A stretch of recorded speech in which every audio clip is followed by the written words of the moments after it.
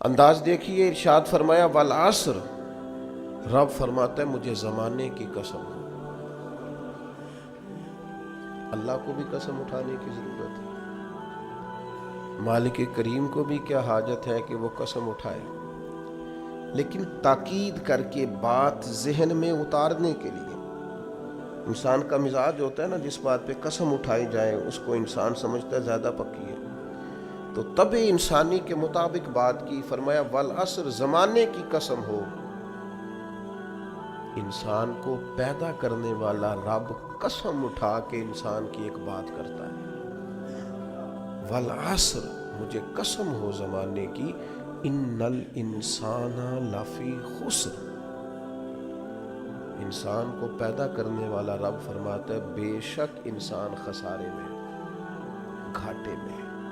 نقصان میں۔ لوگ اس کو کہہ رہے ہیں بڑا سیٹ ہے، لوگ کہہ رہے ہیں بڑا کامیاب، یہ بھی کہہ رہا ہے اللہ کا بڑا شکر ہے، لیکن پیدا کرنے والا رب، انسان کو بنانے والا، اس کو جاننے والا رب فرماتا ہے مجھے زمانے کی قسم ہو یہ نقصان میں ہے۔ اور خسارہ، اس خسارے کو نہیں کہتے ہیں کہ لوگ کہتے ہیں میں نے کاروبار کیا تھا تو نفع نہیں ہوا، نقصان ہوا۔ خسارہ اس خسارے کو کہتے ہیں جو اصل مال بھی ضائع ہو جائے، راس المال بھی ضائع ہو جائے تو کہتے ہیں خسارہ ہوا ہے، یعنی اس کے پاس جو تھا اس میں بھی یہ خسارے میں کہ یا اللہ سارے خسارے میں ہے؟ فرمایا نہیں، الا الذین آمنوا، جن میں 4 صفتیں پائی جائیں وہ نہیں خسارے میں۔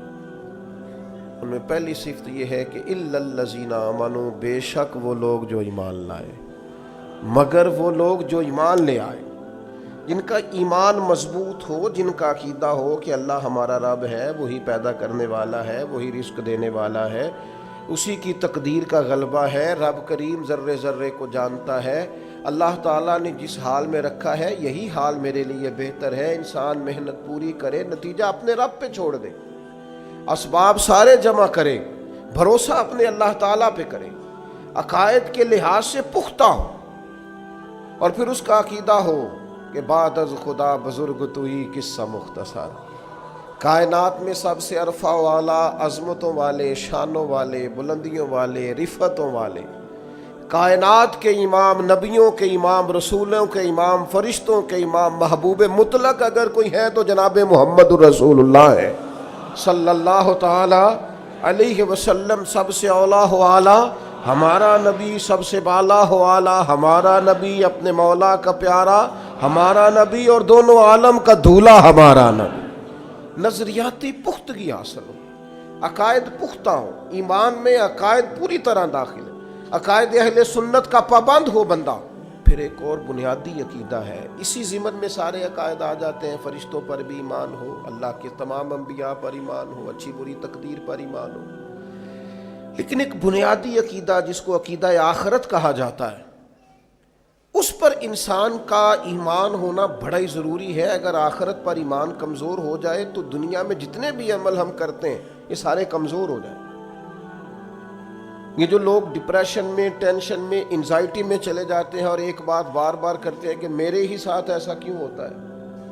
آخر بڑی ہی کوشش کے بعد میں ہی ناکام کیوں رہ گیا، تو انہیں بتایا جائے گا کہ کامیابی پتہ کیا ہے؟ لا یستوی اصحاب النار و اصحاب الجنہ، اصحاب الجنت هم الفائزون، جنتی اور جہنمی برابر نہیں ہیں، کامیاب وہ ہیں جنہیں اللہ تعالیٰ نے اصحاب جنت بنایا ہے۔ جو جنتی ہیں وہ کامیاب ہیں، جس کو اپنی آخرت کے تعلق سے اللہ تعالیٰ نے فکر سلیم دی ہے، راہ ہدایت دی ہے، اعمال حسنہ پر استقامت دی،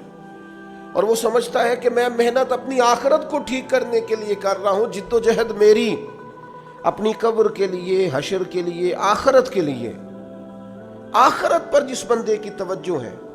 وہ بندہ کامیاب ہے۔ اس لیے دنیا میں اگر دنیاوی طور پر کوئی ناکامی آ بھی جائے تو کوئی اتنی بڑی ناکامی نہیں ہے، اس لیے کہ اصل کامیابی آخرت کی کامیابی۔ تو عقائد مضبوط ہوں، اور پھر عقائد اہل سنت کی پابندی اس کے پاس موجود ہو، نہ رفض کی طرف اس کا رجحان ہو، نہ خارجیت کی طرف اس کا رجحان ہو، اس کے نظریات ستھرے ہوں، اجلے ہوں، خوبصورت ہوں، وہ رسول پاک کی ذات گرامی کی پوری غلامی کرنے والا وہ شخص، تو اس کے نظریات اعلیٰ ہوں۔ تو فرمایا کہ انسان خسارے میں ہے الا الذین آمنوا، مگر وہ لوگ جو ایمان لائے، وعملوا الصالحات، اور جنہوں نے نیک اعمال کیا۔ اور یہاں بات ختم نہیں ہوئی، دو صفتیں اور بھی پیدا کریں۔ یہ دو باتیں ان کی اپنی ذات تک تھیں، آمنوا وعملوا الصالحات، یہ دو باتیں ان کے اپنے لیے تھی۔ اب وہ سوسائٹی کو کیا دیں؟ دو کام معاشرے کے لیے بھی کریں، وتواصوا بالحق، حق بات کی نصیحت کریں وہ معاشرے، خیر کی بات کی نصیحت کریں، وائرل باتیں نہ کریں۔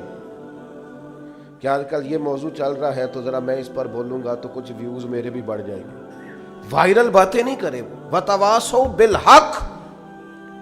وہ حق بات کی نصیحت کریں، کلمہ حق کہیں اور حکمت کے ساتھ کہیں، ادعو الی سبیل ربک بالحکمہ، دانائی کے ساتھ کہیں، لوگوں کو سمجھانے کی نیت سے کہیں، کلمہ حق ان کی زبان پر آئے۔ اور میرے نبی پاک علیہ السلام نے فرمایا سب سے افضل جہاد ظالم بادشاہ کے سامنے کلمہ حق کہنا ہے۔ آپ حق کے ساتھ کھڑے ہوں، پھر آپ لوگوں کو امر بالمعروف کریں، پھر نہی عن المنکر کہیں، اور وہ بھی بندہ دیکھ کے نہیں۔ اگر امیر آدمی غلطی کر رہا ہے تو پھر آپ خاموش ہیں، اور کسی غریب کو کرتے دیکھ لیا ہے تو آپ نے دینی حکمت کو بھی پیش نظر نہیں رکھا اور اسے رسوائی کر دیا ہے، آپ نے اسے سخت ترین تکلیف سے گزار دیا ہے۔ حق بات کی نصیحت کریں، اور جو لوگ حق بات کہتے ہیں نا ان پر تکلیف بھی آتی ہے، تکلیف آتی ہی ہمیشہ حق کہنے والوں پر۔ تو چونکہ میدان لگایا ہے، اب حق میں نکلے ہو، اب تم نے سفر شروع کیا ہے تو بھئی پیروں پہ چھالے تو پڑیں گے، سفر کرو گے تو تھکاوٹ تو ہوگی، کوئی رستہ طے کرو گے تو گرد تو پڑے گی، اگر کسی سمت تیز دوڑو گے تو مخالف سمت سے ہوا تو تیز آئے گی۔ اب وہاں گھبرانا نہیں، کمزور نہیں پڑنا، تھکی باتیں نہیں کرنی۔ اب ایسا نہ ہو کہ تم نے معذرت خواہانہ رویہ اختیار کیا، وتواصوا بالحق وتواصوا بالصبر، وہ حق بات کی وصیت کرتے ہیں اور ایک دوسرے کو صبر کی تلقین کرتے ہیں۔